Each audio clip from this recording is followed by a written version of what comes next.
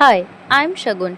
आज हम सीखेंगे ये ब्यूटीफुल सी वाटरफॉल ब्रेड। सो वीडियो को लास्ट तक ज़रूर देखिएगा। सबसे पहले हमें मिडिल पार्टीशन करके फ्रंट से 1 इंच का सेक्शन लेना है। उस सेक्शन को 3 पार्ट्स में डिवाइड करना है। ऊपर वाले सेक्शन में हमें ऊपर से हेयर ऐड ऑन करेंगे और नीचे वाले सेक्शन को छोड़ के उसके साइड से न्यू सेक्शन लेना है। इस प्रोसेस को हमें बार बार रिपीट करना है। सो आप देख सकते हैं ऊपर से सेक्शन में हेयर ऐड ऑन कर रहे हैं और नीचे वाले सेक्शन को छोड़ के साइड से सेक्शन लेना है। अपोजिट साइड भी हमें सेम ब्रेड बनानी है और साथ ही साथ फिनिशिंग भी करनी है। दोनों साइड कंप्लीट होने के बाद हमें इसे ब्लैक रबर बैंड से टाई करना है। सो आप देख सकते हैं हमारी easy and beautiful bread ready है। Follow for more videos. Thanks for watching.